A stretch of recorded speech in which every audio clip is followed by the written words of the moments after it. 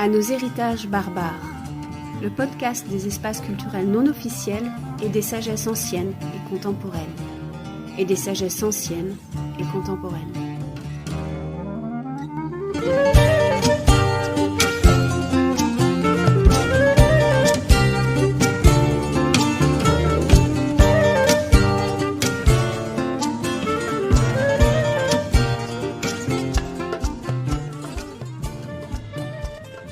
Capsule première. Et si les terres de France faisaient partie des premières terres colonisées ? La France colonisée ? Quelle drôle d'idée !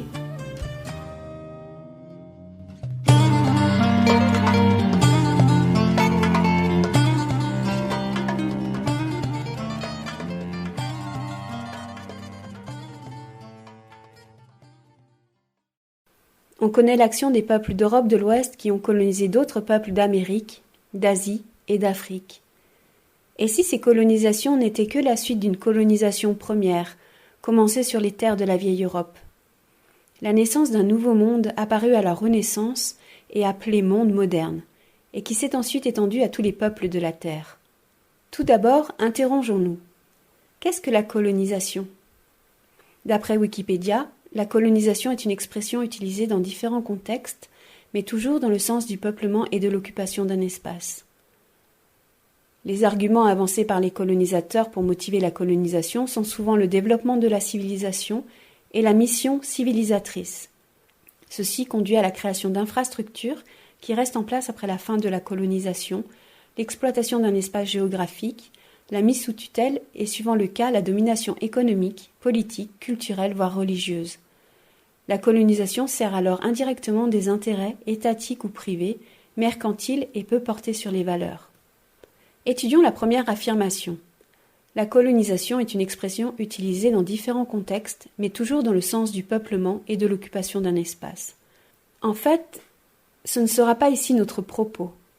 Car penser que la colonisation est uniquement le fait d'un peuple sur un autre, ce qui est le cas pour la colonisation de l'Afrique ou des Amériques, empêche de pouvoir penser la colonisation des terres européennes et en particulier françaises.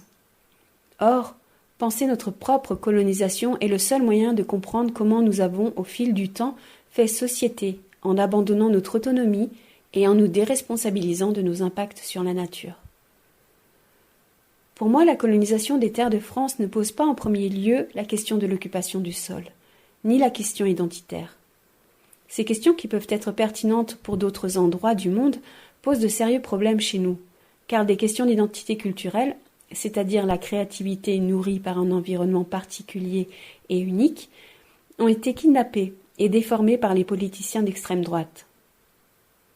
La plupart du temps, en France, les personnes préoccupées par les enjeux identitaires sont elles-mêmes des personnes fortement colonisées, car au lieu de réfléchir sur leur mode de vie, elles sont simplement obsédées par la peur de perdre une identité qui, à y regarder de plus près, est une identité d'hommes et de femmes colonisés. Cette déformation des questions culturelles évite de pouvoir se poser les bonnes questions, celles qui permettraient une décolonisation des esprits en profondeur. Dans le fond, il n'y a pas plus tolérant qu'une personne culturellement, artistiquement ou artisanalement active. Un artisan, un musicien, un praticien protègent à la fois les connaissances issues du lieu où ils exercent, mais transmettent et reçoivent des connaissances d'ailleurs. On ne peut être fermé sur soi lorsqu'on a une action fertile. Les questions d'identité culturelle peuvent être pertinentes chez nous aussi, mais dans un second temps et uniquement dans la mesure où elles viendraient nourrir les réflexions sur l'inspiration soufflée par le génie du lieu. L'inspiration soufflée par le génie du lieu est cette création culturelle en lien avec notre environnement immédiat et en interaction avec d'autres êtres appartenant à la nature. Le génie du lieu est le fondement même d'un peuple émancipé. Dans le reportage très éclairant appelé « Scolariser le monde », il est montré comment la scolarisation, entraînant le départ des enfants de leur lieu de vie, a pour conséquence la dévalorisation de leur culture traditionnelle et la perte de lien avec leur lieu sacré habité par leurs parents. Ainsi l'école, en détournant l'attention des enfants vers d'autres centres d'intérêt, va les déraciner et couper leur lien avec le génie du lieu, entraînant la possibilité d'utiliser ces enfants devenus adultes pour exploiter impunément la nature ainsi dépouillée de sa charge symbolique et affective.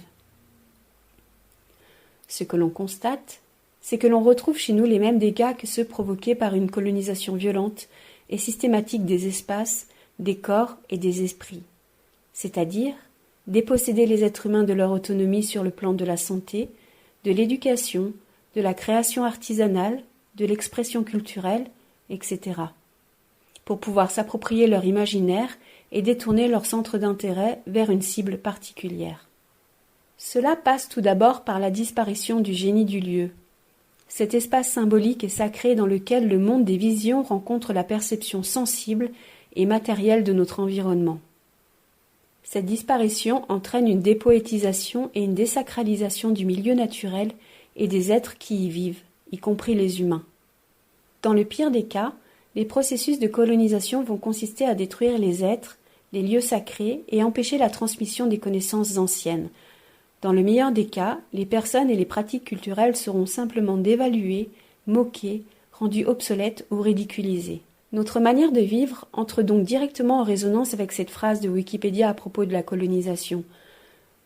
Je cite : « La colonisation sert alors indirectement des intérêts étatiques ou privés, mercantiles et peu portés sur les valeurs. » Or, un État peut avoir des procédés colonisateurs envers sa population identiques à ceux employés par un peuple sur un autre, dans le but d'amener sa population à faire un corps social homogène, dont les actions individuelles serviraient tout d'abord des intérêts mercantiles. Ne pas être colonisé, c'est avoir une action tournée vers l'harmonisation de son environnement immédiat, une action que l'on appellerait permaculturelle. Elle consiste dans les optimisations d'un environnement pluriel et fertile. Les peuples non colonisés sont pratiquement inexistants aujourd'hui sur Terre. Il reste très peu de peuples qui se laissent librement inspirer par l'âme d'un lieu, se sentent pleinement incarnés et reliés à l'ensemble des êtres de la nature. Prendre conscience que nous sommes l'un des premiers peuples colonisés, prendre conscience de la profondeur de notre aliénation, c'est retrouver notre autonomie et notre responsabilité vis-à-vis de la nature dont nous faisons partie et notre responsabilité envers les autres peuples de la Terre. Se décoloniser, finalement, n'est-ce pas revenir à un travail sur soi et une action réfléchie apportant de la beauté et de l'harmonie dans le monde ?